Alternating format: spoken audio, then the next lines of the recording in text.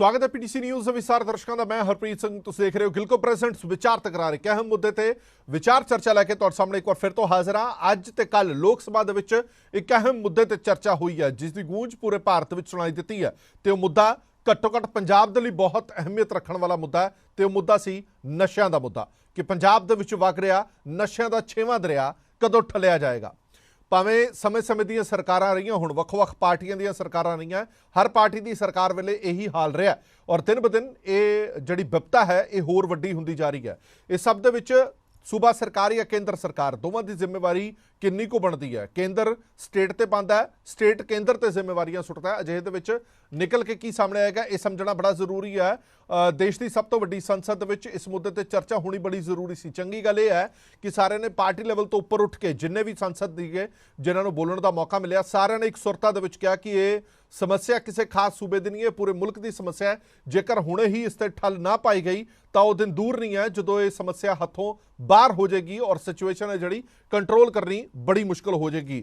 सदन के which name 193 के तहत इस ते चर्चा हुई है, ਵੱਖ-ਵੱਖ बुलारियां वालों बोलिया गया है और अंत दे विच गृह मंत्री अमित शाह होरां वालों भी स्टेटमेंट दी गई और उन्होंने दावा किया कि अगले 2 सालों के विच जिन्ना मर्जी वड्डा समगलर होवे, जिन्ना मर्जी पावर वाला होवे, वो जेल दीयां सलाखां दे पिछे होवेगा। ये साडी जीरो टॉलरेंस जिहड़ी है वो नीति हैगी है सरकार की, असी जीरो टॉलरेंस से चलांगे। सो इस मुद्दे ते विचार तकरार लैके हाज़र होए हैं क्योंकि ये मुद्दा बहुत वड्डा बन चुका है।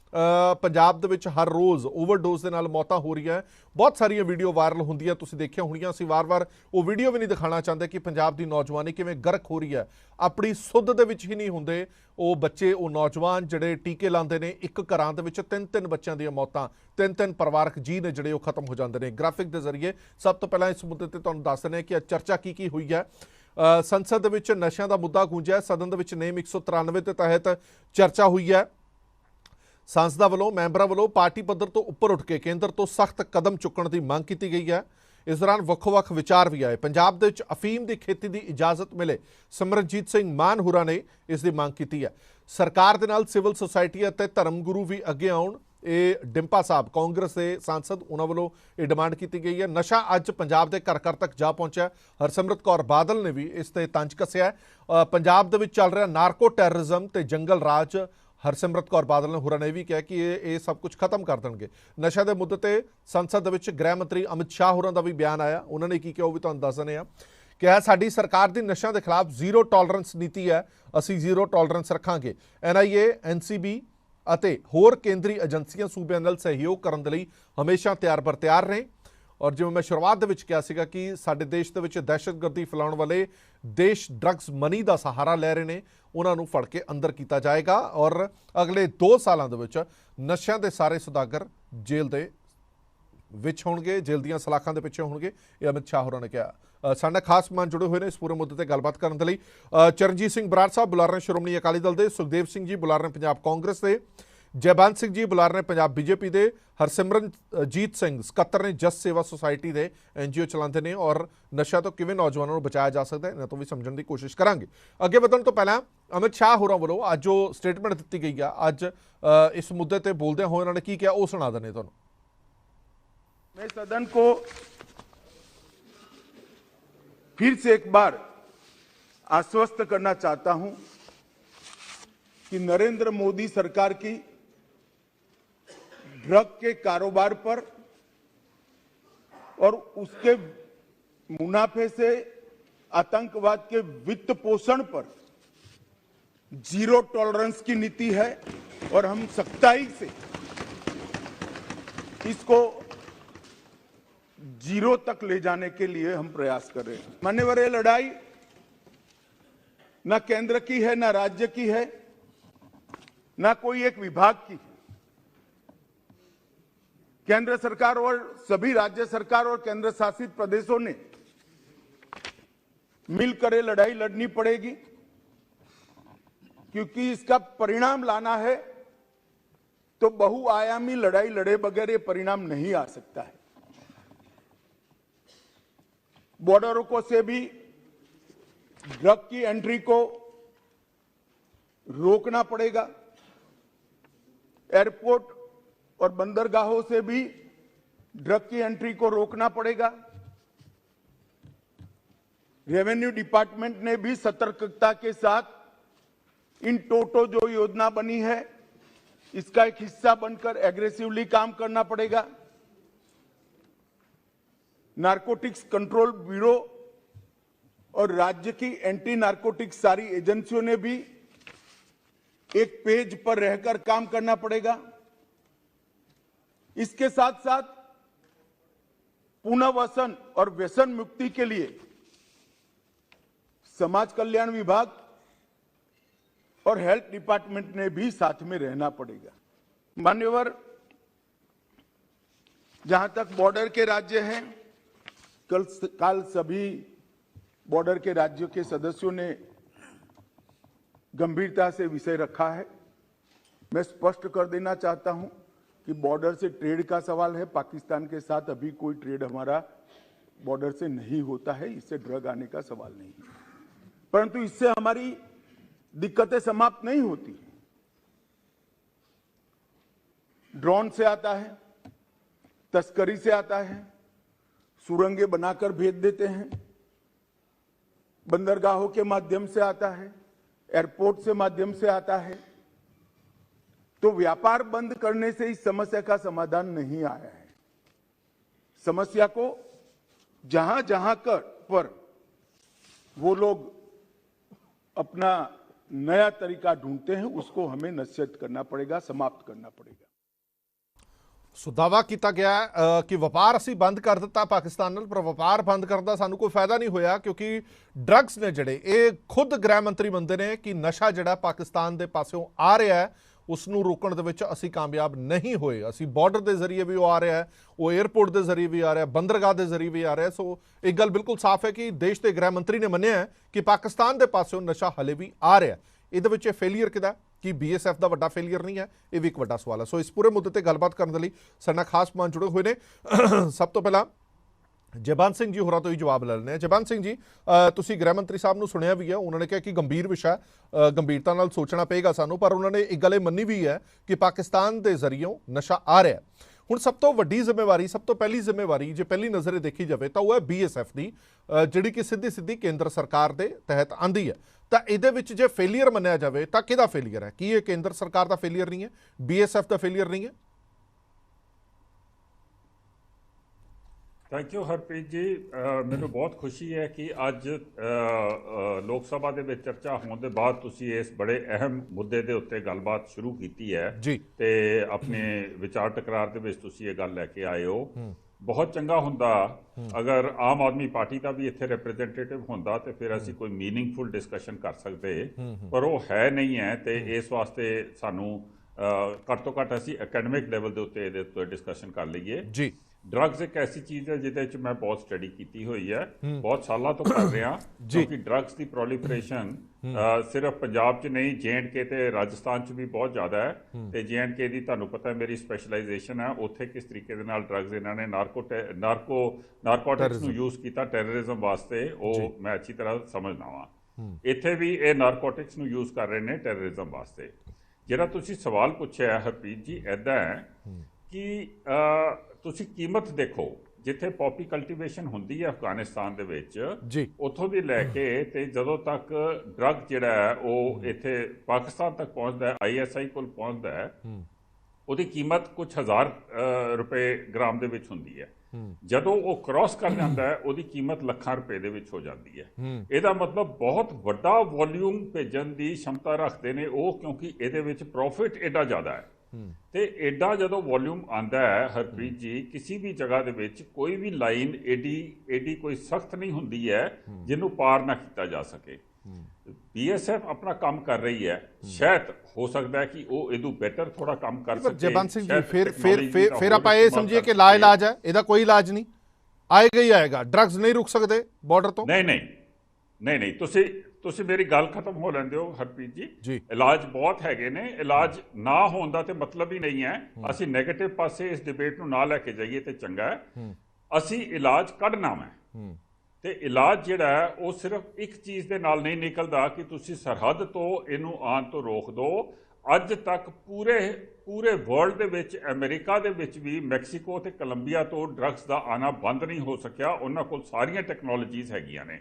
ਇਹਦਾ ਮਤਲਬ ਇਹ ਹੈ ਕਿ ਜਿਹੜੀ ਦੂਸਰੀ ਗੱਲ ਕੀਤੀ ਗਈ ਸੀ ਕਿ ਸੂਬਾ ਤੇ ਕੇਂਦਰ ਨੂੰ ਇਕੱਠੇ ਮਿਲ ਕੇ ਕੰਮ ਕਰਨਾ ਹੈ, ਉਹ ਜ਼ਿਆਦਾ ਜ਼ਰੂਰੀ ਹੈ। ਜੋ ਮੇਰੀ ਸਟੱਡੀ ਹੈ ਇਸ ਚੀਜ਼ ਦੇ ਵਿੱਚ, ਉਹ ਇਹ ਕਹਿੰਦੀ ਹੈ ਕਿ ਸਿਵਲ ਸੁਸਾਇਟੀ ਨੂੰ ਜਾਗਰਤ ਕਰਨਾ ਤੇ ਇੰਟੈਲੀਜੈਂਸ ਸਿਸਟਮ ਨੂੰ ਵਧਾਉਣਾ ਇਹ ਇੱਕ ਬੈਟਰ ਤਰੀਕਾ ਹੈ। ਜਦੋਂ ਦੀ ਇੰਟੈਲੀਜੈਂਸ ਬੈਟਰ ਹੋਈ ਹੈ ਕਸ਼ਮੀਰ ਦੇ ਵਿੱਚ, ਕੁਆਂਟੀਟੀ ਆਫ ਡਰੱਗਸ ਜਿਹੜੇ ਉੱਥੇ ਨੇ ਉਹ ਬਹੁਤ ਜ਼ਿਆਦਾ ਘੱਟ ਹੋ ਚੁੱਕੇ ਨੇ। ਜਬਨ ਸਿੰਘ, ਮੈਨੂੰ ਲੱਗਦਾ ਹੈ ਕਿ ਅਗਰ ਜਬਨ ਸਿੰਘ ਜੀ, ਇੱਕ ਛੋਟਾ ਜਿਹਾ ਸਵਾਲ ਜਦੋਂ ਸਟੇਟ ਗਵਰਨਮੈਂਟ ਤੋਂ ਪੁੱਛਿਆ ਜਾਂਦਾ, ਸਟੇਟ ਗਵਰਨਮੈਂਟ ਕਹਿੰਦੀ ਅਸੀਂ ਕੀ ਕਰੀਏ, ਬਾਰਡਰ ਤੋਂ BSF ਰੋਕ ਲੇ, ਨਾ ਲੈ ਕੇ ਆਵੇ। ਜਦੋਂ BSF ਨੂੰ ਪੁੱਛਦੇ ਆ ਕਹਿੰਦੇ ਜੀ ਛਿਟਪੁੱਟ ਤਾਂ ਹੁੰਦੀ ਹੀ ਰਹਿੰਦੀਆਂ, ਅੱਗੇ ਸਟੇਟ ਗਵਰਨਮੈਂਟ ਸੁੱਤੀ ਵੀ ਹੈ, ਸਟੇਟ ਗਵਰਨਮੈਂਟ ਕਰੇ। ਮਤਲਬ ਸਟੇਟ ਗਵਰਨਮੈਂਟ ਠੀਕਰਾ ਪੰਦੀ ਹੈ BSF ਤੇ, BSF ਠੀਕਰਾ ਪੰਦੀ ਹੈ ਸਟੇਟ ਗਵਰਨਮੈਟ ਤੇ ਜਾਂ ਸਟੇਟ ਪੁਲਿਸ ਦੇ ਉੱਤੇ। ਤੁਸੀਂ ਤਾਲਮੇਲ ਦੀ ਗੱਲ ਕਰਦੇ ਹੋ, ਤੁਹਾਨੂੰ ਚੰਗੀ ਤਰ੍ਹਾਂ ਯਾਦ ਹੈ ਕਿ BSF ਦਾ 50 ਕਿਲੋਮੀਟਰ ਦਾ ਦਾਇਰਾ ਵਧਾਉਣ ਦੀ ਹਮਾਇਤ ਤੁਸੀਂ ਕੀਤੀ, ਕਿ ਉਸ ਤੋਂ ਬਾਅਦ ਦੇਖੋ ਜੀ ਕਿੰਨਾ ਫਰਕ ਪਿਆ। ਕੀ ਕੇਂਦਰ ਸਰਕਾਰ ਦੇ ਕੋਲ ਕੋਈ ਅੰਕੜਾ ਹੈ ਕਿ 50 ਕਿਲੋਮੀਟਰ ਦਾ ਦਾਇਰਾ ਵਧਾਉਣ ਤੋਂ ਬਾਅਦ ਅਸੀਂ ਨਸ਼ਿਆਂ ਤੇ ਰੋਕਥਾਮ ਲਾ ਪਾਏ ਹਾਂ? ਹਰਪ੍ਰੀਤ ਜੀ, ਇਹਨੂੰ ਅੰਗਰੇਜ਼ੀ 'ਚ ਕਹਿੰਦੇ ਨੇ to cut your nose to spite your face. ਇਹ ਨਾ ਇਹ ਕੇਂਦਰ ਦਾ ਪ੍ਰੋਬਲਮ ਹੈ, ਨਾ ਮਤਲਬ ਕੇਂਦਰ ਦਾ ਵੀ ਪ੍ਰੋਬਲਮ ਹੈਗਾ, ਇਹ ਸਟੇਟ ਗਵਰਨਮੈਂਟ ਦਾ ਵੀ ਪ੍ਰੋਬਲਮ ਹੈ। ਇਹ ਸਾਰਾ ਕੁਝ ਸਾਨੂੰ ਰਲ ਮਿਲ ਕੇ ਕਰਨਾ ਚਾਹੀਦਾ ਹੈ। ਜਦੋਂ ਤੱਕ ਅਸੀਂ ਆਪਣੀਆਂ ਉਂਗਲੀਆਂ ਇੱਕ ਦੂਸਰੇ ਤੇ ਉਠਾਣੀਆਂ ਬੰਦ ਕਰਕੇ ਕੰਮ ਕਰਨਾ ਨਹੀਂ ਸ਼ੁਰੂ ਕਰਾਂਗੇ, ਉਦੋਂ ਤੱਕ ਇਹ ਮੁੱਦਾ ਜਿਹੜਾ ਹੈ ਉਹ ਖਤਮ ਨਹੀਂ ਹੋ ਸਕਦਾ। ਜਿਹੜਾ 50 ਕਿਲੋਮੀਟਰ ਦਾ ਦਾਇਰਾ ਹੈਗਾ ਉਹਨੂੰ ਵਧਾਉਣ ਦਾ ਇਹ ਚੱਕਰ ਹੈ ਕਿ ਟੈਕਨੋਲੋਜੀਕਲੀ ਜਿਹੜੇ ਡਰੋਨਸ ਪਹਿਲੇ 1 ਕਿਲੋਮੀਟਰ ਜਾਂ 2 ਕਿਲੋਮੀਟਰ ਦੀ ਫਲਾਈਟ ਲੈ ਸਕਦੇ ਸੀਗੇ, ਤੇ ਜਿਹੜੇ ਡਰੋਨਸ ਥੋੜਾ ਜਿਹਾ ਰਿਵਰ ਬੈਡਸ ਦੇ ਨਾਲ ਹੋ ਕੇ ਆਉਂਦੇ ਸੀਗੇ, ਉਹਨਾਂ ਦੀ ਟੈਕਨੋਲੋਜੀ ਵੱਧ ਗਈ ਹੈ। ਉਹਨਾਂ ਦੀ ਫਲਾਈਟਸ ਅੰਦਰ 20-25 ਕਿਲੋਮੀਟਰ ਆ ਸਕਦੀ ਹੈ। ਠੀਕ ਹੈ। ਸੋ ਉਹਨਾਂ ਦੀ ਫਲਾਈਟ ਨੂੰ ਰੋਕਣ ਵਾਸਤੇ ਤੁਹਾਨੂੰ ਦਾਇਰੇ ਜਿਹੜੇ ਸੀਗੇ ਉਹ ਜ਼ਿਆਦਾ ਚਾਹੀਦੇ ਨੇ। ਇਹਦਾ ਇਹ ਮਤਲਬ ਨਹੀਂ ਹੈ। ਮੈਂ ਸਮਝ ਗਿਆ ਤੁਹਾਡੀ ਗੱਲ, ਮੈਂ ਸਮਝ ਗਿਆ ਤੁਹਾਡੀ ਗੱਲ ਜਵਾਨ ਸਿੰਘ ਜੀ, ਮੈਂ ਵਾਪਸ ਆਣਾ। ਪਰ ਬਦਕਿਸਮਤੀ ਇਹ ਹੈ ਕਿ ਅਸੀਂ ਹਾਲੇ ਤੱਕ ਐਂਟੀ ਡਰੋਨ ਸਿਸਟਮ ਲਗਾ ਨਹੀਂ ਪਾਏ ਜਵਾਨ ਸਿੰਘ ਜੀ। ਹਾਲੇ ਵੀ ਬਾਰਡਰ ਤੇ ਐਂਟੀ ਡਰੋਨ ਸਿਸਟਮ ਲੱਗੇ ਨਹੀਂ ਹੈ। ਮੈਂ 1 ਮਿੰਟ ਵਾਪਸ ਆਣਾ ਤੁਹਾਡੇ ਕੋਲ, ਮੈਂ 1 ਮਿੰਟ 'ਚ ਆ ਗਿਆ ਵਾਪਸ। ਬਰਾੜ ਸਾਹਿਬ ਤੋਂ ਇੱਕ ਰਿਐਕਸ਼ਨ ਲੈ ਲਾ, ਇੱਕ ਰਿਐਕਸ਼ਨ ਬਰਾੜ ਸਾਹਿਬ ਤੋਂ।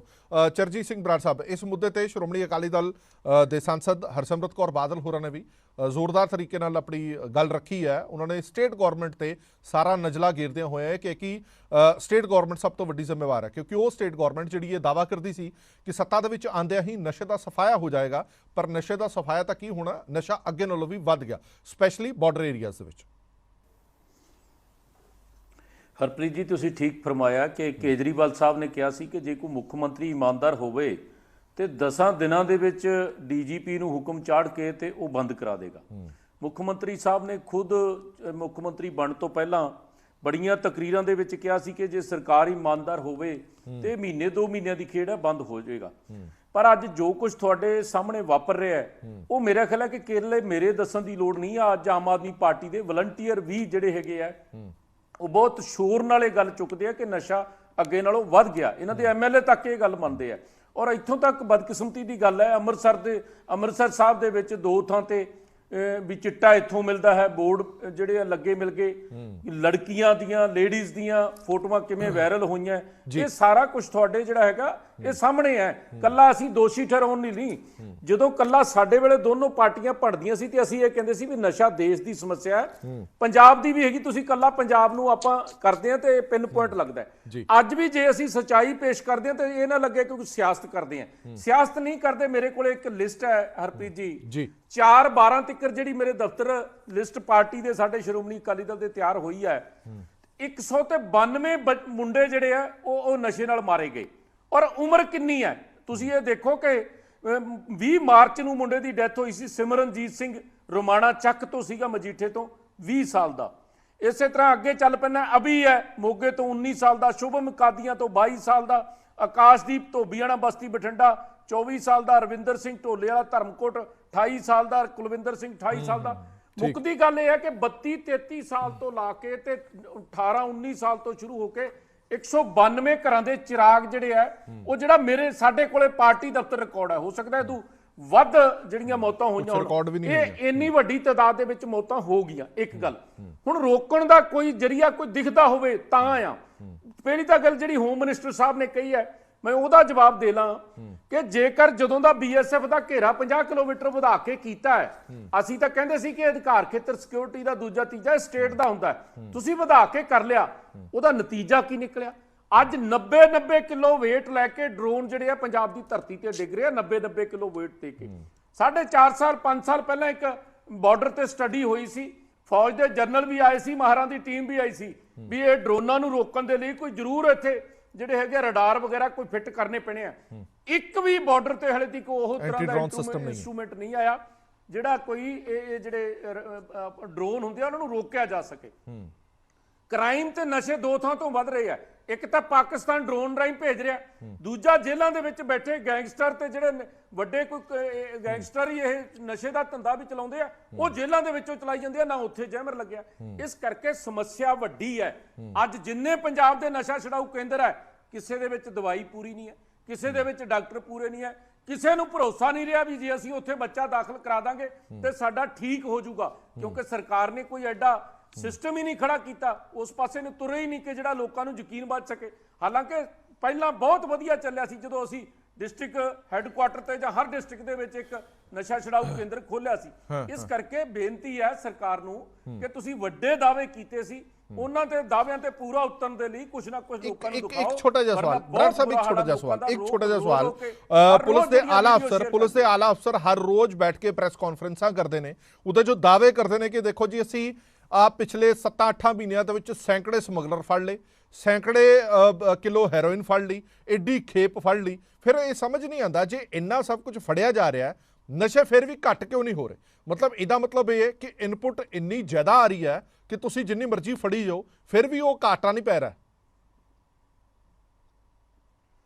ਹਰਪ੍ਰੀਤ ਜੀ ਮੈਨੂੰ ਸਵਾਲ ਪੁੱਛਿਆ ਤੁਸੀਂ? ਹਾਂਜੀ, ਤੁਹਾਨੂੰ ਹੀ ਪੁੱਛਿਆ, ਤੁਹਾਨੂੰ। ਮੈਂ ਹਰਪ੍ਰੀਤ ਜੀ ਬੇਨਤੀ ਕਰਾਂ ਕਿ ਸਾਡੇ ਵੇਲੇ ਵੀ ਇਹ ਗਲਤੀ ਕੀਤੀ ਜਾ ਰਹੀ ਸੀ, ਜਿਹੜੀ ਅੱਜ ਉਸੇ ਤਰ੍ਹਾਂ ਅਫਸਰ ਇਹ ਆਮ ਆਦਮੀ ਪਾਰਟੀ ਦੀ ਸਰਕਾਰ ਤਾਂ ਹਰ ਰੋਜ਼ IG ਹੈੱਡਕੁਆਟਰ ਤੋਂ ਪ੍ਰੈਸ ਕਾਨਫਰੰਸ ਕਰਾਉਂਦੀ ਹੈ, ਕਿੱਡੇ ਵੱਡੇ ਕ੍ਰਾਈਮ ਹੋ ਜਾਂਦੇ ਆ, ਦੂਜੇ ਤੀਜੇ, ਉਹ ਪੁਲਿਸ ਨੇ ਆਪਣਾ ਦਾਅਵਾ ਕਰਨਾ ਹੀ ਕਰਨਾ ਔਰ ਸਰਕਾਰ ਦੀ ਮੈਂ ਕਹਿਣਾ ਬੋਲਣੀ ਹੈ। ਇਹ ਜਿਹੜਾ ਹਰ ਰੋਜ਼ ਬੈਠ ਕੇ ਦੱਸਦੇ ਆ ਨਾ ਵੀ ਇੰਨੇ ਕਰੋੜ ਰੁਪਏ ਦਾ ਅਸੀਂ ਨਸ਼ਾ ਫੜ ਲਿਆ, ਤੇ ਕਈ ਤਾਂ ਬੇਰੁਜ਼ਗਾਰ ਜਿਹੜੇ ਨੌਜਵਾਨ ਭੁੱਖੇ ਮਰਦੇ ਫਿਰਦੇ, ਅਗਲਾਂ ਦਾ ਇੱਕ ਅੱਧੀ ਖੇਪ ਮੈਂ ਹੀ ਪਹੁੰਚਾ ਦਿਆਂ। ਇਸ ਕਰਕੇ ਪਹਿਲਾਂ ਤਾਂ ਇਹ ਪ੍ਰਤੀਬੰਧ ਲੱਗਣਾ ਚਾਹੀਦਾ। ਹਰੇਕ ਜਿਹੜਾ ਨਸ਼ਾ ਫੜਿਆ ਜਾਂਦਾ ਉਹਦੀ ਪ੍ਰੈਸ ਕਾਨਫਰੰਸ ਦੀ ਕੀ ਲੋੜ ਹੈ ਜੀ? ਇੱਕ ਕੋਈ ਕਾਰਨ ਤਾਂ ਦੱਸੇ ਨਾ ਵੀ ਪੁਲਿਸ ਅਫਸਰ ਜਿਹੜਾ ਪ੍ਰੈਸ ਕਾਨਫਰੰਸ ਕਰਦਾ ਉਹ ਕਾਹਦੇ ਲਈ ਕਰਦਾ?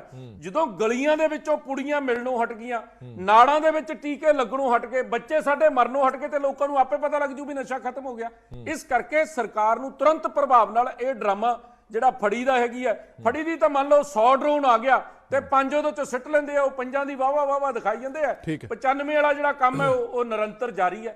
ਕਦੇ ਤੁਸੀਂ ਸੋਚ ਸਕਦੇ ਹੋ ਕਿ 70 50 40 ਕਿਲੋ ਭਾਰ ਲੈ ਕੇ ਜਿਹੜਾ ਡਰੋਨ ਆਉਂਦਾ ਉਹ ਤਾਂ ਇੱਕ ਜਹਾਜ਼ ਹੀ ਕਹਿ ਲੋ ਨਾ, ਤੇ ਮਗਰ ਕੀ ਰਹਿ ਗਿਆ? 100 150 ਫੁੱਟ ਉੱਚੇ ਉੱਡ ਕੇ ਆਉਂਦੇ ਆ, ਤੇ ਜਿੱਥੋਂ ਦੱਸਣ ਵਾਲੇ ਦੱਸਦੇ ਆ ਕਿ ਇਸ ਤਰ੍ਹਾਂ ਜਿਹੜੀ ਕੰਪਿਊਟਰ ਨਾਲ ਸਿਸਟਮ ਸੈੱਟ ਕੀਤਾ ਗਿਆ ਹੁੰਦਾ ਕਿ ਜਿਹੜੇ ਘਰ ਚੋਂ ਲੋਕੇਸ਼ਨ ਭੇਜੀ ਹੈ ਉੱਥੇ ਉਹਨੇ ਆ ਕੇ ਸਿੱਧਾ ਉਤਰਨਾ ਹੈ। ਠੀਕ ਹੈ।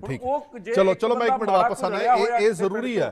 ਹੁਣ ਇਹਦੇ ਵਿੱਚ ਤਾਂ ਹੀ ਸੂਬਾ ਸਰਕਾਰ ਕਹਿੰਦੀ ਹੈ ਕਿ ਅਸੀਂ ਕੀ ਕਰੀਏ, ਪਰ ਕੇਂਦਰ ਸਰਕਾਰ ਕਹਿੰਦੀ ਹੈ ਕਿ ਚਲੋ ਠੀਕ ਹੈ, ਜਿਹੜਾ ਨਸ਼ਾ ਪਹੁੰਚ ਰਿਹਾ ਪੁਲਿਸ ਕੀ ਕਰ ਰਹੀ ਹੈ? ਪੁਲਿਸ ਸੁੱਤੀ ਪਈ ਹੈ, ਪੁਲਿਸ ਕਿਉਂ ਨਹੀਂ ਫੜਦੀ? ਇਸ ਤੇ ਵੀ ਇੱਕ ਵੱਡਾ ਸਵਾਲ। ਇੱਕ ਹੋਰ ਤੁਹਾਨੂੰ ਖਬਰ ਦੱਸ ਦਿੰਦੇ ਆ, ਹਾਲ ਹੀ ਦੇ ਵਿੱਚ ਇੱਕ ਰੇਡ ਹੋਈ ਸੀ, ਪੰਜਾਬ ਲੈਵਲ ਦੀ ਉਹ ਰੇਡ ਕੀਤੀ ਗਈ ਸੀ। ਤੁਹਾਨੂੰ ਸੁਣ ਕੇ ਹੈਰਾਨਗੀ ਹੋਵੇਗੀ, ਵੱਡੇ ਪੁਲਿਸ ਅਫਸਰਾਂ ਨੇ ਪਹਿਲਾਂ ਹੀ ਮੀਡੀਆ ਨੂੰ ਇਹ ਜਾਣਕਾਰੀ ਦਿੱਤੀ ਕਿ ਫਲਾਣੀ ਜਗ੍ਹਾ ਤੇ ਅਸੀਂ ਰੇਡ ਮਾਰਨ ਜਾ ਰਹੇ ਹਾਂ, ਨਸ਼ਿਆਂ ਦੀ ਖੇਪ ਫੜਨ ਜਾ ਰਹੇ ਹਾਂ, ਤੁਸੀਂ ਸਾਡੇ ਨਾਲ ਚਲੋ, ਸਾਰਾ ਕੁਝ ਕਵਰ ਕਰੋ।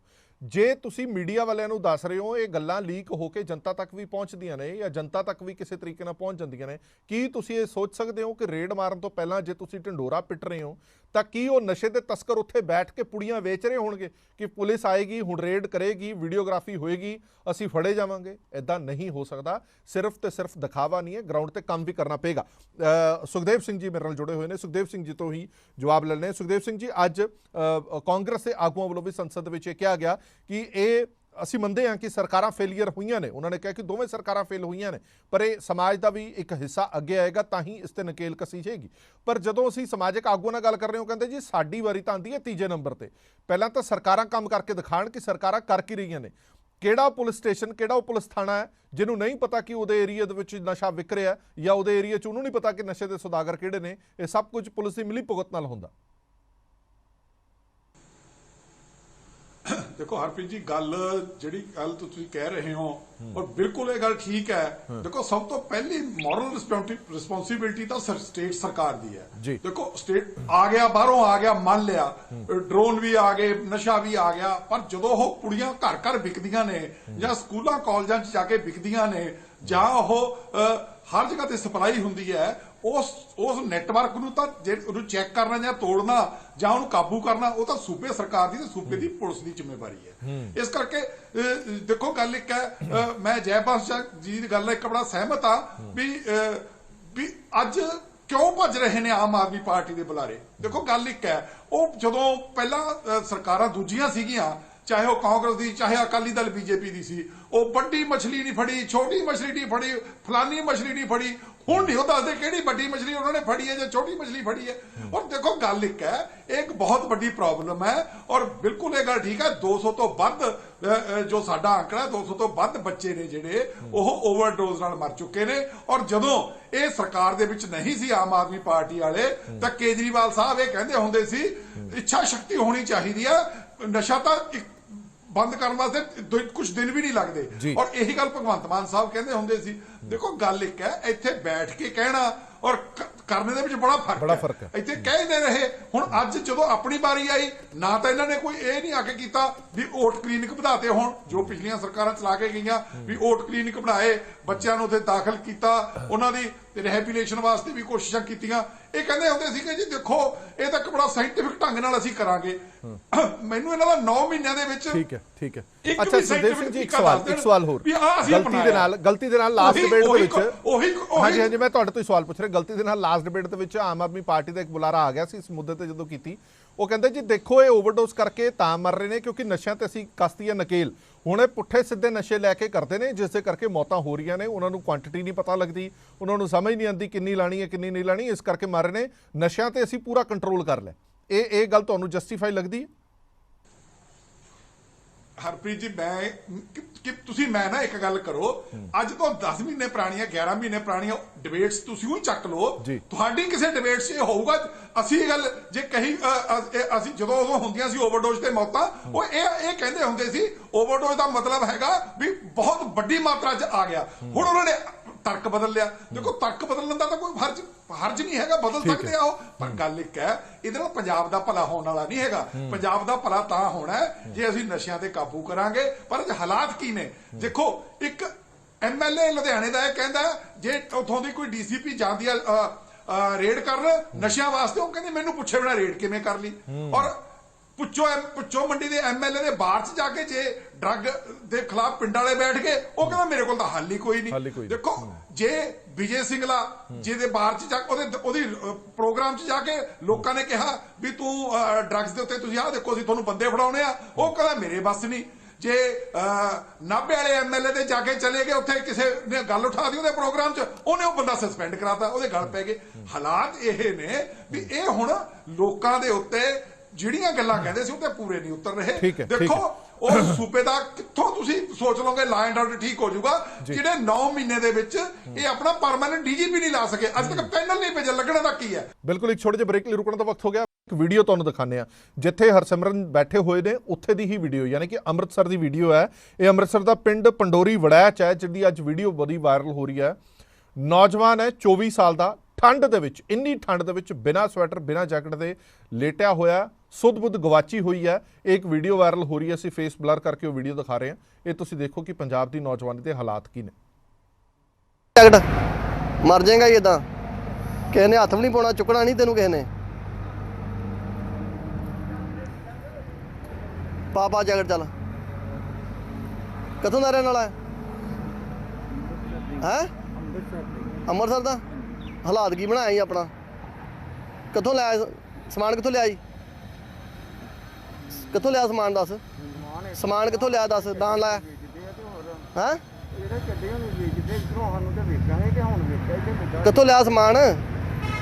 ਇੱਥੋਂ ਪਿੰਡੋਂ ਲਿਆ ਜੀ ਹੈ? ਕਿੱਥੋਂ ਅੰਦਰ? ਕੀ ਜੇਲ੍ਹ ਵਿੱਚੋਂ? ਜੇਲ੍ਹ ਵਿੱਚੋਂ ਕਿਹਦੇ ਕੋਲ ਲਿਆ ਜੀ? ਤੂੰ ਜੇਲ੍ਹ ਤੋਂ ਆਇਆ ਛੁੱਟ ਕੇ? ਹੈਂ? ਨਹੀਂ ਪਿੰਡੋਂ ਲਿਆ ਸਮਾਨ ਦੱਸ, ਜੇ ਪਿੰਡੋਂ ਲਿਆ ਤੇ ਨਾ ਲਿਆ ਜਿਹਦੇ ਕੋਲ ਲਿਆ ਜੀ। ਨਹੀਂ ਯਾਰ ਮੈਂ ਚੋਰੀ ਕਹਿੰਦਾ ਭਾਈ। ਹਾਂ ਕਿੱਥੋਂ ਲਿਆ ਫਿਰ? ਅੰਦਰ ਵੱਧੀ ਗਏ ਆ। ਕਿਹੜੇ ਅੰਦਰ ਜੇਲ੍ਹ 'ਚ? ਹਾਂਜੀ, ਕਿਹੜਾ ਨਾਂ ਕਿ ਦਾਂਤ ਲੈ ਕਿਸੇ ਦਾ? ਉਹਨਾਂ ਨੂੰ ਕੀ ਉਹ ਨੰਬਰ ਅਗਲੇ ਦਿੰਦੇ ਆ, ਹਾਂ ਇਹ ਚ ਪੈਸੇ ਪਵਾ ਦਿਓ, ਹਾਂ ਆਪਣੀ ਮੌਤ ਨੂੰ ਵਾਜਾਂ ਮਾਰਨ ਗਏ ਆ, ਚੀਜ਼ ਲੈ ਜਾਓ। ਆ ਭਗਵੰਤ ਮਾਨ ਸਾਹਿਬ ਹਾਲਾਤ ਵੇਖ ਲਓ ਪੰਜਾਬ ਦੇ। ਆਹ ਹੁਣ ਤੇ ਕੁਛ ਸੋਚ ਲਓ, ਕਹਿੰਦੇ ਸੀ ਕਿ ਸਰਕਾਰ ਬੰਦ ਹੈ, ਸਾਰੇ 2 ਮਹੀਨਿਆਂ ਵਿੱਚ ਨਸ਼ਾ ਖਤਮ ਕਰ ਦਾਂਗੇ। ਆਹ ਨਸ਼ਾ ਖਤਮ ਹੋਇਆ ਜੇ, ਵੇਖੋ ਹਾਲਾਤ ਵੇਖੋ ਤੁਸੀਂ। ਆ ਪੰਜਾਬ ਦੇ ਹਾਲਾਤ ਵੇਖ ਲਓ, ਪੰਡੋਰੀ ਵੜਾਇਤ ਦਾ ਹਾਲ ਜੇ। ਪੰਡੋਰੀ ਵੜਾਇਤ 'ਚ ਵੇਖੋ ਆ ਸਵੇਰੇ 10 ਵਜੇ ਦਾ ਟਾਈਮ ਜਿਆ ਤੇ ਹਾਲਾਤ ਵੇਖ ਲਓ। ਆ ਨੌਜਵਾਨੀ ਕਿਹੜੇ ਰਾਹ ਤੇ ਤੁਰੀ ਜਾਂਦੀ ਜੇ।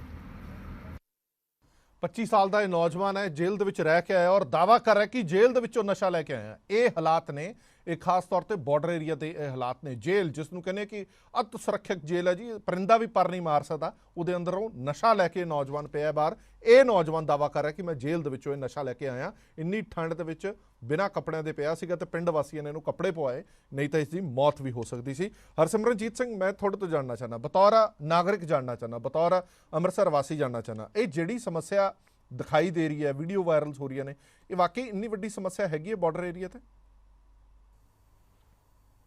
ਬਿਲਕੁਲ ਜੀ, 543 ਕਿਲੋਮੀਟਰ ਦਾ ਜਿਹੜਾ ਬਾਰਡਰ ਸਾਨੂੰ ਲੱਗਦਾ ਵਾ, ਉੱਥੋਂ ਸਾਰੀ ਖੇਪ ਆ ਰਹੀ ਹੈ। ਮੈਂ ਆਪਣੀ ਗੱਲ ਰੱਖਣ ਤੋਂ ਪਹਿਲੇ, ਕਿਉਂਕਿ ਬੜੇ ਆਸਪੈਕਟ ਨੇ, ਅਸੀਂ ਪੋਲੀਟੀਕਲ ਵੈਂਡੇਟੇ ਦੀ ਸਾਰੀ ਅੱਜ ਦੀ ਗੱਲ ਕਰ ਰਹੇ ਹਾਂ, ਪਰ ਮੈਂ ਥੋੜਾ ਲੀਗਲ ਗੱਲ ਕਰਨਾ ਚਾਹੁੰਦਾ, ਲਾਅ ਦੀ ਤੇ ਪੁਲਿਸ ਦੀ ਜਿਹੜੀ ਡਿਊਟੀ ਹੋ ਰਹੀ ਤੇ। ਪਰ ਉਸ ਤੋਂ ਪਹਿਲੇ ਮੈਂ ਇੱਕ ਗੱਲ ਕਹਿਣਾ ਚਾਹੁੰਦਾ ਕਿ ਇਹ ਕਾਸ਼ ਕਦੀ ਉਹ ਦਿਨ ਵੀ ਆਵੇਗਾ ਪੰਜਾਬ ਚੋਂ ਨਸ਼ੇ ਦਾ ਕੋੜ ਮੁੱਕ ਜਾਵੇਗਾ। ਗੁਟਕਾ ਸਾਹਿਬ ਦੀ ਸਹੁੰ ਤੇ ਹਰ ਕੋਈ ਖਾਂਦਾ ਹੈ, ਕੀ ਕੋਈ ਅਸਲ 'ਚ ਨਿਭਾਵੇਗਾ? ਮਾਂ ਉਡੀਕਦੀ ਪੁੱਤਰ ਨੂੰ, ਉਹ ਦੁਬਾਰਾ ਕੰਮ ਤੋਂ ਵਾਪਸ ਆਵੇਗਾ, ਪੈਸੇ ਕਮਾਵੇਗਾ, ਆਪਣੇ ਮਾਂ-ਬਾਪ ਤੇ ਲਾਵੇਗਾ। ਕਾਸ਼ ਕਦੀ ਉਹ ਦਿਨ ਵੀ ਆਵੇਗਾ। ਸੋ 543 ਕਿਲੋਮੀਟਰ ਦਾ ਜਿਹੜਾ ਬਾਰਡਰ ਹੈ, ਉਸ ਬਾਰਡਰ ਏਰੀਆ ਦੇ ਵਿੱਚ ਐਂਟਰੀ ਹੁੰਦੀ ਰਹਿਣੀ ਹੈ। ਬਹੁਤ ਵੱਡਾ ਬਾਰਡਰ ਹੈ, ਜਿੰਨੀਆਂ ਮਰਜ਼ੀ ਏਜੰਸੀਜ਼ ਲੱਗ ਜਾਣ। Lack of political will, lack of administrative will. 2021 ਤੋਂ ਲੈ ਕੇ 2022 ਤੱਕ 153 STF ਸੈਂਟਰ ਖੋਲੇ ਗਏ ਪੰਜਾਬ ਦੇ ਵਿੱਚ। ਬਦਕਿਸਮਤੀ ਦੀ ਗੱਲ ਹੈ, ਹੁਣ ਸਾਰੇ ਬੁਲਾਰਿਆਂ ਨੇ, ਕਿਸੇ ਨੇ ਇਹ ਗੱਲ ਨਹੀਂ ਕੀਤੀ ਕਿ ਇਹਦੇ ਵਿੱਚ ਲੈਪਸ ਕਿਹਦਾ ਵਾ। 153 STF ਸੈਂਟਰ ਪਿਛਲੇ 1 ਸਾਲ ਦੇ ਪਹਿਲੇ ਖੋਲੇ ਗਏ ਔਰ ਉਹਨਾਂ ਚੋਂ 143 ਪੁਲਿਸ ਮੁਲਾਜ਼ਮਾਂ ਦੇ ਉੱਤੇ ਪਰਚਾ ਦਰਜ ਹੋਇਆ ਨਸ਼ੇ ਦੀ ਸਪਲਾਈ ਕਰਨ ਦੇ ਵਿੱਚ ਸਪੋਰਟ ਕਰਨ ਵਾਸਤੇ। ਤੁਸੀਂ ਵੇਖ ਸਕਦੇ ਹੋ 30 ਸਾਲ ਇਹਦੇ ਵਿੱਚ ਸਜ਼ਾ ਹੋਈ ਕੁਝ ਬੰਦਿਆਂ ਨੂੰ, ਮੈਂ ਨਾਂ ਨਹੀਂ ਲੈਣਾ ਚਾਹੁੰਦਾ। ਔਰ ਪੁਲਿਸ ਦੀ ਜਿਹੜੀ ਡਿਊਟੀ ਹੈ, ਐਡਮਿਨਿਸਟ੍ਰੇਟਿਵ ਜਿਹੜੀ ਬਿੱਲ ਹੈ, ਤੁਸੀਂ ਵੇਖੋ ਪਰਚਾ ਦਰਜ ਹੁੰਦਾ। ਹੁਣ ਲਾਅ ਤੁਹਾਨੂੰ ਮੈਂ ਦੱਸਦਾ, ਪਰਚਾ ਦਰਜ ਹੁੰਦਾ, ਪਰ ਤੁਸੀਂ ਤੇ ਕਹਿੰਦੇ ਹੋ ਪੁਲਿਸ ਆਪਣਾ ਕੰਮ ਨਹੀਂ ਕਰ ਰਹੀ। ਮੈਂ ਕਹਿੰਦਾ ਪੁਲਿਸ ਆਪਣਾ ਗਲਤ ਕੰਮ ਕਰ ਰਹੀ ਹੈ। ਡਿਫੈਕਟਿਵ ਇਨਵੈਸਟੀਗੇਸ਼ਨ, ਪਰਚਾ ਦਰਜ ਕੀਤਾ ਜਾਂਦਾ, ਉਹਦੇ ਵਿੱਚ ਲੂਪ ਹੋਲ ਰੱਖਿਆ ਜਾਂਦਾ। ਜਿਹੜੀਆਂ ਮੈਂਡੇਟਰੀ ਪ੍ਰੋਵੀਜ਼ਨਸ ਨੇ, ਨਾਰਕੋਟਿਕ ਸਬਸਟੈਂਸ ਸਾਈਕੋਟ੍ਰੋਪਿਕ ਸਬਸਟੈਂਸ ਐਕਟ ਜਿਹੜਾ 1985 ਦਾ, ਸਭ ਤੋਂ ਪਹਿਲੇ ਹੁਣ ਇਹ ਗੱਲ ਚੱਲ ਰਹੀ ਸੀ ਕਿ ਓਪੀਐਮ ਦੀ ਖੇਤੀ ਅਲਾਓ ਕੀਤੀ ਜਾਵੇ। ਮੈਂ ਦੱਸਣਾ ਚਾਹੁੰਦਾ ਸਾਰਿਆਂ ਨੂੰ ਕਿ 1861 ਦਾ ਜਿਹੜਾ ਓਪੀਐਮ ਐਕਟ ਸੀ, ਉਹ ਰਿਚੁਅਲਸ ਵਾਸਤੇ, ਜਿਹੜੀਆਂ ਕਸਟਮ ਸੀ, ਜਿਹੜਾ ਲਾਅ ਬਣ ਜਾਂਦਾ ਸੀ, ਉਹਨਾਂ ਵਾਸਤੇ ਓਪੀਐਮ ਦੀ ਖੇਤੀ ਅਲਾਓ ਕਰਦਾ ਸੀ। ਉਸ ਤੋਂ ਬਾਅਦ 1891 ਦਾ ਐਕਟ ਆਇਆ ਓਪੀਐਮ ਦਾ, ਉਹਨੇ ਵੀ ਖੇਤੀ ਅਲਾਓ ਕੀਤੀ। ਇੰਨਾ ਕੁ ਬੁਰਾ ਹਾਲ ਹੋ ਗਿਆ ਸੀ। ਉਸ ਤੋਂ ਬਾਅਦ 1985 ਦਾ ਐਕਟ ਆਇਆ, ਜਿਹਦੇ ਵਿੱਚ ਡਿਫਰੈਂਸ਼ੀਏਟ ਕੀਤਾ ਗਿਆ ਕੰਜ਼ਿਊਮਰ ਤੇ ਟ੍ਰੇਡਰ ਦੇ ਵਿੱਚ। ਸਭ ਤੋਂ ਵੱਡੀ ਗੱਲ ਹੈ, ਅਸੀਂ ਅੱਜ ਅੰਮ੍ਰਿਤਸਰ ਦੇ ਮੁੰਡੇ ਦੀ ਗੱਲ ਕਰਤੀ, ਉਹਦੀ ਵੀਡੀਓ ਵੀ ਵਾਇਰਲ ਹੋ ਗਈ, ਤੁਸੀਂ ਤੇ ਬਲਰ ਕਰਤੀ, ਲੋਕਾਂ ਨੇ ਉਦਾਂ ਵੀ ਦਿਖਾਤੀ। ਸਿੱਖ ਲੈਣ ਦੀ ਲੋੜ ਹੋ ਕਿ ਉਸ ਕੰਜ਼ਿਊਮਰ ਨੂੰ ਹੁਣ ਟ੍ਰੇਡਰ ਬਣਾਇਆ ਜਾਏਗਾ। ਮਗਰ ਮੱਛਾਂ ਨੂੰ ਫੜਨ ਦੀ ਗੱਲ ਜਿਹੜੀ ਹੈ, ਉਦੋਂ ਸਰਕਾਰ ਚੁੱਪ ਕਰ ਜਾਂਦੀ ਹੈ। ਹਰ ਸਰਕਾਰ ਦਾ ਰੋਲ ਰਿਹਾ ਹਰਪ੍ਰੀਤ ਜੀ ਇਹਦੇ ਵਿੱਚ, ਕਿਸੇ ਨੇ ਵੀ ਇਫੈਕਟਿਵ ਵੇਰ ਤੇ ਗੱਲ ਨਹੀਂ ਕੀਤੀ। ਆਪੋਜੀਸ਼ਨ ਚ ਆ ਕੇ ਅਸੀਂ ਗੱਲ ਕਰਦੇ ਹਾਂ, ਜਿਹੜੇ ਰੂਲਿੰਗ ਗਵਰਨਮੈਂਟ ਹੈਗੀ ਹੈ, ਜਿਨ੍ਹਾਂ ਨੇ ਕਿਹਾ ਸੀ 10 ਦਿਨਾਂ ਦੇ ਵਿੱਚ ਇਹਨੂੰ ਖਤਮ ਕੀਤਾ ਜਾਵੇਗਾ। ਅੱਜ ਵੀ ਮੈਂ ਕਹਿ ਸਕਦਾ, ਬੇਰੁਜ਼ਗਾਰੀ ਖਤਮ ਕਰਨ, ਓਪਰਚੁਨਿਟੀਜ਼ ਦੇਣ। ਜਸ ਸੇਵਾ ਸੁਸਾਇਟੀ ਵੱਲੋਂ ਸਕਿੱਲ ਡਿਵੈਲਪਮੈਂਟ ਸੈਂਟਰ ਚਲਾਏ ਜਾ ਰਹੇ ਆ। ਅਸੀਂ ਪਿੰਡਾਂ ਦੇ ਵਿੱਚ ਜਾ ਕੇ ਉਹਨਾਂ ਦੀਆਂ ਪ੍ਰੋਬਲਮਸ ਹੱਲ ਕਰਦੇ ਪਿਆ, ਕੁੜੀਆਂ ਨੂੰ ਸਿਖਲਾਈ ਦਿੰਦੇ ਪਿਆ, ਮੁੰਡਿਆਂ ਨੂੰ ਜਿਹੜੇ ਸਕਿੱਲ ਡਿਵੈਲਪਮੈਂਟ ਦੇ ਵੋਕੇਸ਼ਨਲ ਕੋਰਸਿਸ ਕਰਾਣੇ ਪਿਆ। ਜਦੋਂ ਤੱਕ ਇਹਦੀ ਸੋਚ ਜਿਹੜੀ multi participation of society, political will, administrative will ਨਹੀਂ ਹੋਏਗੀ, ਇਹ ਕੋਈ ਇੰਨਾ ਵੀ ਔਖਾ ਕੰਮ ਨਹੀਂ। ਅਸੀਂ ਅੱਜ ਹੱਥ ਖੜੇ ਕਰ ਲਏ ਸਾਰਿਆਂ ਨੇ, ਤੁਸੀਂ ਵੀ ਸਾਰਿਆਂ ਨੇ ਬੁਲਾਰਿਆਂ ਨੇ ਕਹਿਤਾ ਕਿ ਇਹ ਖਤਮ ਹੋ ਹੀ ਨਹੀਂ ਸਕਦਾ, ਕਿਉਂਕਿ ਕੋਈ ਇਹਦੇ ਤੇ ਐਕਟ ਕਰਕੇ ਰਾਜੀ ਨਹੀਂ ਹੈ। ਜਿਹੜੇ ਬੰਦੇ ਐਕਟ ਕਰਕੇ ਰਾਜੀ ਨਹੀਂ ਹੈ, ਤੁਸੀਂ ਸੋਚੋ ਕਿ 2020 ਤੋਂ ਲੈ ਕੇ 2021 ਇੱਕ ਸੁਨਹਿਰਾ ਪੀਰੀਅਡ ਸੀ, ਜਦੋਂ ਲਾਕਡਾਊਨ ਤੇ ਮਾੜਾ ਸੀ, ਪਰ ਲਾਕਡਾਊਨ ਦਾ ਰਿਜ਼ਲਟ ਵੇਖਿਓ। ਕਦੀ ਫੈਕਟਸ ਕੱਢਣ ਦੀ ਕੋਸ਼ਿਸ਼ ਕਰੀਏ ਤੇ ਉਹਦੇ ਵਿੱਚ ਪਤਾ ਲੱਗਦਾ ਕਿ 2020 ਤੋਂ 2021 ਦੇ ਵਿੱਚ ਸਾਡੇ ਦੇਸ਼ ਦੇ ਵਿੱਚ ਸਭ ਤੋਂ ਘੱਟ ਡਰੱਗ ਤਸਕਰੀ ਹੋਈ ਹੈ ਔਰ ਲੋਕਾਂ ਨੂੰ ਡਰੱਗ ਨਹੀਂ ਮਿਲਿਆ, ਲੋਕਾਂ ਨੂੰ ਫੀਮ ਹੈਰੋਇਨ ਨਹੀਂ ਮਿਲੀ। ਉਹਦਾ ਰੀਜ਼ਨ ਮੂਵਮੈਂਟ ਹੈਗੀ ਸੀ। ਜਿਹੜੇ ਡਰੱਗਸ ਵਿਕ ਰਹੇ ਨੇ, ਤੁਹਾਡੀ ਨਜ਼ਰ ਦੇ ਵਿੱਚ ਲੋਕਲ ਤੌਰ ਤੇ ਅਸੀਂ ਬਹੁਤ ਸਾਰੇ ਸਟਿੰਗ ਆਪਰੇਸ਼ਨ ਵੀ ਕੀਤੇ ਆ, ਹਰ ਛੋਟੇ ਘਰਾਂ ਦੇ ਵਿੱਚ, ਛੋਟੀ ਦੁਕਾਨਾਂ ਦੇ ਵਿੱਚ ਡਰੱਗਸ ਮਿਲ ਰਹੇ ਨੇ, ਪੁੜੀਆਂ ਦੇ ਵਿੱਚ। ਇਹ 500 ਦੀ ਪੁੜੀ, 1000 ਰੁਪਏ ਦੀ ਪੁੜੀ, 300 ਦੀ ਪੁੜੀ। ਤੁਹਾਨੂੰ ਲੱਗਦਾ ਕਿ ਇਹਦੇ ਬਾਰੇ ਪੁਲਿਸ ਨੂੰ ਜਾਣਕਾਰੀ ਨਹੀਂ ਮਿਲ ਪਾਉਂਦੀ?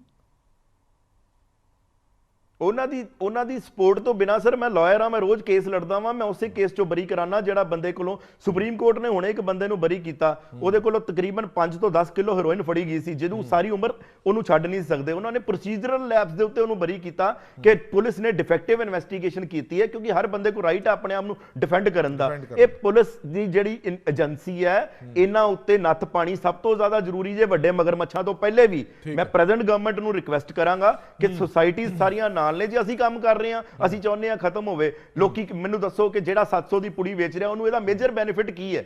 ਉਹਦਾ ਘਰ ਨਹੀਂ ਚੱਲ ਰਿਹਾ, ਉਹ ਦਿਮਾਗ ਸੁੰਨ ਕਰਨ ਵਾਸਤੇ ਕਰ ਰਿਹਾ। ਦੋ ਤਰ੍ਹਾਂ ਦੇ ਨਸ਼ੇ ਨੇ, ਇੱਕ ਦਿਮਾਗ ਨੂੰ ਸੁੰਨ ਕਰਦਾ, ਇੱਕ ਤੁਹਾਨੂੰ ਨੀਂਦ ਲਿਆ ਕੇ ਦਿੰਦਾ। ਸਾਨੂੰ ਇਸ ਚੀਜ਼ਾਂ ਦੀ ਗੂੜਤਾ ਦੇ ਵਿੱਚ ਅੰਦਰੂਨੀ ਜਾਣਾ ਪਏਗਾ। ਮੂਵਮੈਂਟ ਘਟੀ ਸੀ ਤੇ ਨਸ਼ਾ ਘਟਿਆ ਸੀ, ਜੇ ਮੂਵਮੈਂਟ ਵਧੀਏ ਤੇ ਨਸ਼ਾ ਵੱਧ ਗਿਆ। ਇਹਦਾ ਮਤਲਬ ਲੈਪਸ ਜਿਹੜਾ ਵਾ ਇਨਵੈਸਟੀਗੇਸ਼ਨ ਏਜੰਸੀਜ਼ ਦਾ, ਸਾਡੀ ਪੁਲਿਸ ਡਿਪਾਰਟਮੈਂਟ ਦਾ ਔਰ ਸਾਡੇ ਪੋਲੀਟੀਕਲ ਬਿੱਲ ਜਿਹੜੀ ਹੈ ਉਹ ਨਜ਼ਰ ਨਹੀਂ ਆ ਰਹੀ, ਜਿਸ ਕਰਕੇ ਪੰਜਾਬ ਦਾ ਬੁਰਾ ਹਾਲ ਹੋ ਰਿਹਾ। ਤੁਹਾਡੇ ਕੋਲ ਜਬੰਤ ਸਿੰਘ ਜੀ ਤੋਂ ਇੱਕ ਫਟਾਫਟ ਰਿਐਕਸ਼ਨ ਲਾ, ਫਿਰ ਬਰਾੜ ਸਾਹਿਬ ਕੋਲ ਵੀ ਜਾਵਾਂਗਾ। ਜਬੰਤ ਸਿੰਘ ਜੀ, ਤੁਸੀਂ ਸੁਣਿਆ ਹਰਸਿਮਰਨਜੀਤ ਹੋਰਾਂ ਨੇ ਬੜੇ ਇੰਪੋਰਟੈਂਟ ਪੁਆਇੰਟ ਚੁੱਕੇ ਨੇ ਕਿ ਕਿਤੇ ਨਾ ਕਿਤੇ ਪੁਲਿਸ ਸਭ ਤੋਂ ਵੱਡੀ ਏਜੰਸੀ ਹੈ ਜਾਂ ਸਭ ਤੋਂ ਵੱਡੀ ਜ਼ਿੰਮੇਵਾਰ ਹੈਗੀ ਹੈ ਨਸ਼ਿਆਂ ਦੇ ਲਈ, ਕਿਉਂਕਿ ਇਹਨਾਂ ਦਾ ਦਾਅਵਾ ਹੈ ਕਿ ਜਿਸ ਤਰ੍ਹਾਂ ਦੇ ਕੇਸਿਸ ਤਿਆਰ ਕੀਤੇ ਜਾਂਦੇ ਨੇ ਜਾਂ ਜਿਹੜੇ ਕੰਜ਼ਿਊਮਰ ਨੇ ਉਹਨਾਂ ਨੂੰ ਫੜ ਕੇ ਅੰਦਰ ਕਰਕੇ ਆਪਣੀ ਵਾਹੋਵਾਹੀ ਖੱਟਣ ਦੀ ਕੋਸ਼ਿਸ਼ ਕੀਤੀ ਜਾਂਦੀ ਹੈ, ਔਰ ਇਹ ਬਾਰਡਰ ਏਰੀਆ ਸਭ ਤੋਂ ਜ਼ਿਆਦਾ ਅਫੈਕਟਡ ਹੈ। ਇਹ ਦੋਵੇਂ ਚੀਜ਼ਾਂ ਜ਼ਿੰਮੇਵਾਰ ਨੇ, ਉੱਥੇ BSF ਵੀ ਔਰ ਪੰਜਾਬ ਪੁਲਿਸ ਵੀ। ਹਰਪ੍ਰੀਤ ਜੀ, ਮੈਂ ਬਹੁਤ ਖੁਸ਼ ਹਾਂ ਕਿ ਹਰਸਿਮਰਨ ਜੀ ਨੇ ਉਹ ਚੀਜ਼ਾਂ ਕਹਿਤੀਆਂ ਜਿਹੜੀਆਂ ਮੇਰੇ ਮਨ 'ਚ ਸੀਗੀਆਂ। ਅਗਰ ਮੈਂ ਉਹ ਚੀਜ਼ਾਂ ਕਹਿੰਦਾ, ਤੁਸੀਂ ਕਹਿੰਦੇ ਕਿ ਇਹ ਇੱਕ ਪੋਲੀਟੀਕਲ ਸਟੇਟਮੈਂਟ ਹੈ ਆਮ ਆਦਮੀ ਪਾਰਟੀ ਦੇ ਅਗੇਂਸਟ, ਪਰ ਜੋ ਉਹ ਕਹਿ ਰਹੇ ਨੇ ਮੈਂ ਉਹਦੇ ਨਾਲ 100% ਸਹਿਮਤ ਹੈਗਾ ਵਾਂ। ਜਦੋਂ ਤੱਕ ਅਸੀਂ ਕਿੰਗ ਪਿੰਸ ਨੂੰ ਨਹੀਂ ਫੜਾਂਗੇ, ਜਦੋਂ ਤੱਕ ਅਸੀਂ ਸਿਵਲ ਸੁਸਾਇਟੀ ਨੂੰ ਇਨਵੋਲਵ ਨਹੀਂ ਕਰਾਂਗੇ। ਦੇਖੋ, ਇੱਕ ਬੰਦਾ ਜਦੋਂ ਇੱਕ ਵਾਰ ਉਹ ਚਿੱਠਾ ਲੈਣਾ ਸ਼ੁਰੂ ਕਰ ਦਿੰਦਾ, ਉਹਨੂੰ ਰੋਜ਼ ਦਾ 2000 ਰੁਪਏ ਦੇ ਚਿੱਠਾ ਚਾਹੀਦਾ ਹੁੰਦਾ, ਅਦਰਵਾਈਜ਼ ਉਹਦਾ ਸਰਵਾਈਵਲ ਨਹੀਂ ਹੁੰਦਾ। ਤੇ ਚਿੱਠਾ ਇੱਕ ਸਿੰਥੈਟਿਕ ਡਰੱਗ ਹੈਗਾ, ਉਹਨੂੰ ਬਣਾਉਣ ਦੇ ਵਾਸਤੇ ਬਹੁਤ ਘੱਟ ਹੈਰੋਇਨ ਦੀ ਜ਼ਰੂਰਤ ਹੁੰਦੀ ਹੈ। ਤੇ ਜਿੰਨੀ ਕੁ ਇੱਥੇ ਸਬਸਟੈਂਸਸ ਆ ਰਹੇ ਨੇ, ਉਹ ਸਾਰੇ ਡਰੋਨਸ ਦੇ ਨਾਲ ਨਹੀਂ ਆ ਰਹੇ, ਮਲਟੀਪਲ ਏਜੰਸੀਜ਼ ਹੈਗੀਆਂ ਨੇ ਇਹਨਾਂ ਨੂੰ ਲੈ ਕੇ ਆਉਣ ਵਾਸਤੇ। ਤੇ ਇਹ ਜਿਹੜਾ ਕੰਮ ਹੈਗਾ, ਇਹ ਬੇਸਿਕਲੀ ਇੱਕ ਇੰਟੈਲੀਜੈਂਸ, ਪੁਲਿਸ ਤੇ ਸਿਵਲ ਸੁਸਾਇਟੀ ਦਾ, ਸਿਕਿਉਰਿਟੀ ਫੋਰਸਿਸ ਦੇ ਨਾਲ ਹੈਗਾ।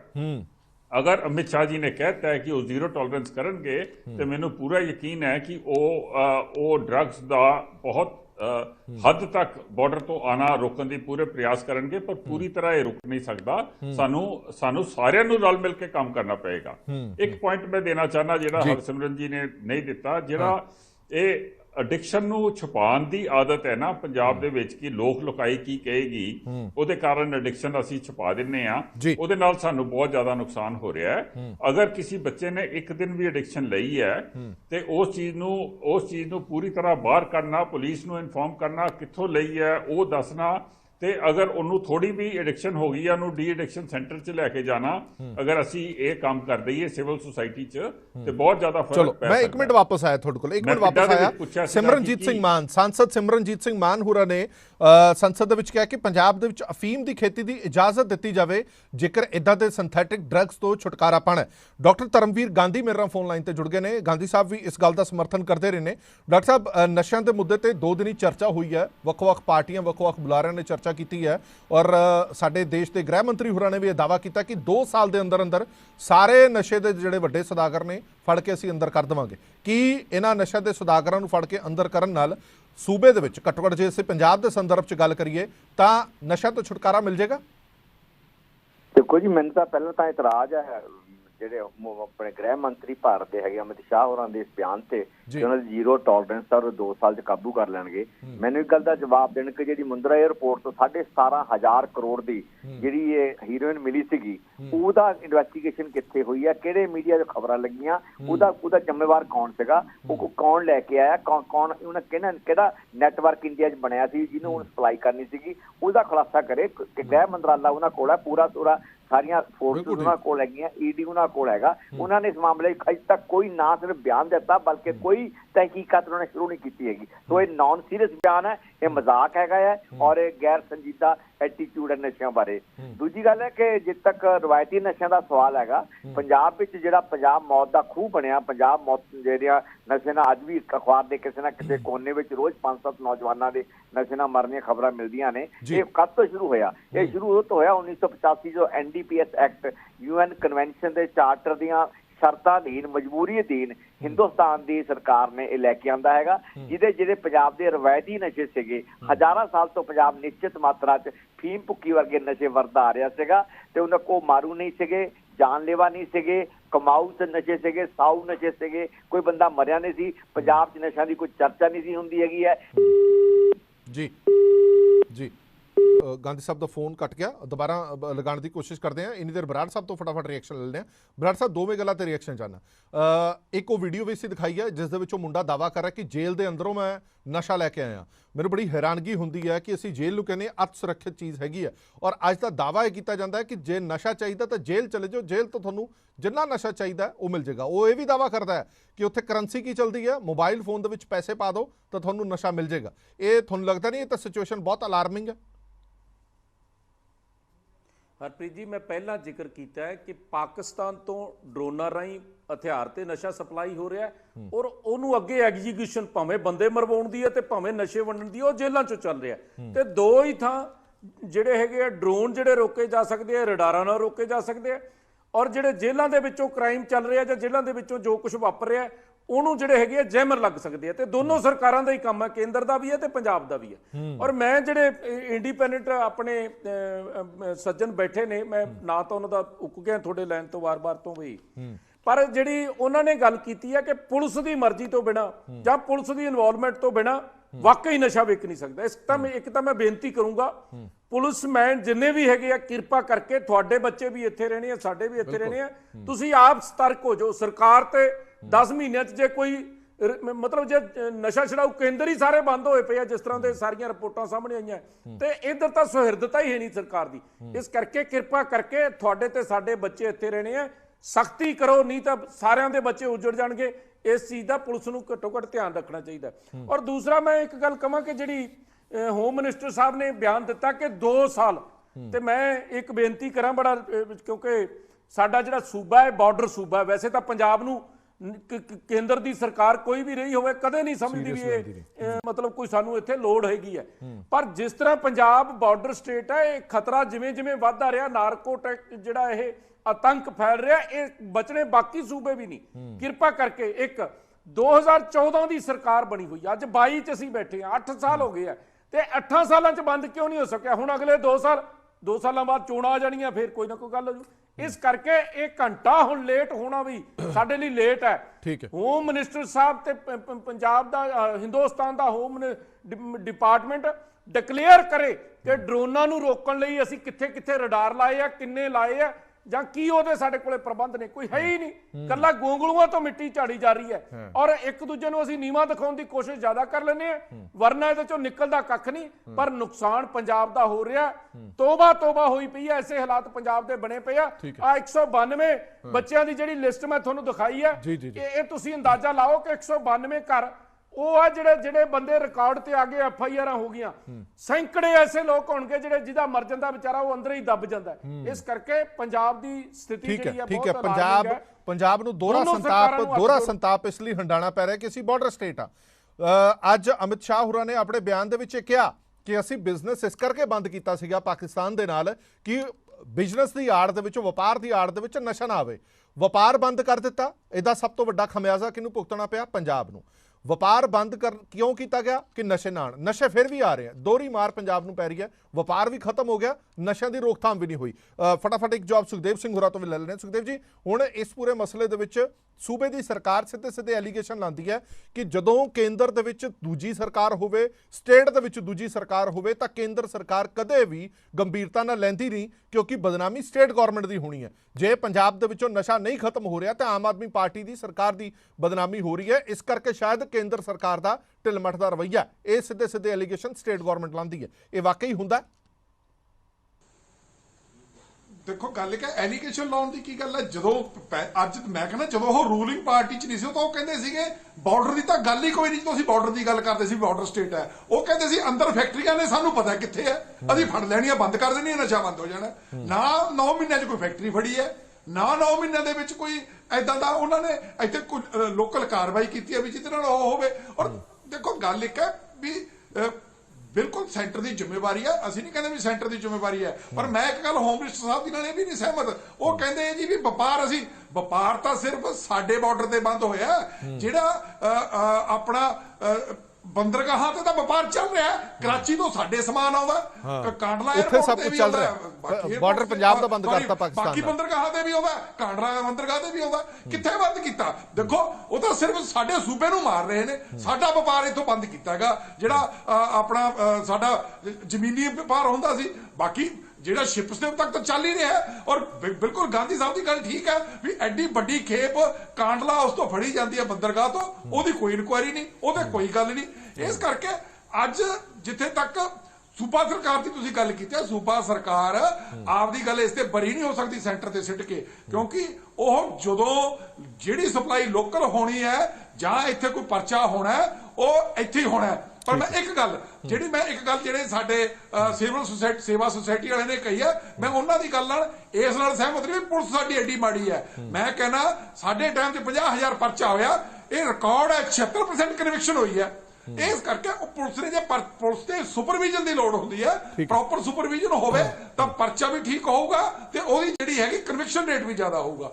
ਪਰ ਗੱਲ ਇਹ ਹੈ ਵੀ ਜਦੋਂ ਸਾਡੀ ਪੋਲੀਟੀਕਲ ਵਿਲ ਹੀ ਨਹੀਂ ਹੈ ਇਸ ਸਰਕਾਰ ਦੀ, ਤਾਂ ਫਿਰ ਮੇਰੇ ਖਿਆਲ ਦੇ ਵਿੱਚ ਕੋਈ ਇਹਦਾ ਹੱਲ ਨਿਕਲਣ ਵਾਲਾ ਹੈ ਨਹੀਂ। ਅਸੀਂ ਇੱਥੇ ਇਲਜ਼ਾਮ ਲਾਉਣ ਵਾਸਤੇ ਨਹੀਂ ਕਹਿੰਦੇ, ਅਸੀਂ ਚਾਹੁੰਦੇ ਆ ਵੀ ਇਹਦਾ ਹੱਲ ਨਿਕਲੇ, ਕਿਉਂਕਿ ਸਾਡਾ ਪੰਜਾਬ ਬਰਬਾਦ ਹੋ ਰਿਹਾ ਇਸ ਕਰਕੇ। ਬਿਲਕੁਲ ਠੀਕ ਹੈ, ਇਹਦੇ ਨਾਲ ਪੰਜਾਬ ਦੀ ਬਰਬਾਦੀ ਹੋ ਰਹੀ ਹੈ। ਮੈਨੂੰ ਚੰਗੀ ਤਰ੍ਹਾਂ ਯਾਦ ਹੈ ਕਿ ਹਾਲ ਹੀ ਦੇ ਵਿੱਚ ਇੱਕ ਜਦੋਂ ਕੇਸ ਸੁਪਰੀਮ ਕੋਰਟ ਦੇ ਵਿੱਚ ਵੀ ਕਿਹਾ ਗਿਆ ਸੀਗਾ ਤੇ ਸੁਪਰੀਮ ਕੋਰਟ ਨੇ ਵੀ ਝਾੜ ਮਾਰੀ ਸੀ ਪੰਜਾਬ ਸਰਕਾਰ ਨੂੰ ਕਿ ਤੁਸੀਂ ਕਰ ਕੀ ਰਹੇ ਹੋ। ਇਲੀਗਲ ਸ਼ਰਾਬ, ਇਲੀਗਲ ਡਰੱਗਸ ਨੇ ਜਿਹੜੇ ਉਹ ਘਰਾਂ ਦੇ ਘਰ ਖਤਮ ਕਰ ਰਹੇ ਨੇ ਔਰ ਤੁਸੀਂ ਬਹਾਨੇਬਾਜ਼ੀ ਕਰ ਰਹੇ ਹੋ। ਜਿੰਨੇ ਕੇਸ ਦਰਜ ਕੀਤੇ ਜਾਂਦੇ ਨੇ ਉਹਨਾਂ ਦੇ ਵਿੱਚ ਕਨਵਿਕਸ਼ਨ ਰੇਟ ਤਾਂ ਹੈ ਹੀ ਨਹੀਂ ਹੈ, 3% ਕਨਵਿਕਸ਼ਨ ਰੇਟ ਵੀ ਨਹੀਂ ਨਿਕਲਿਆ।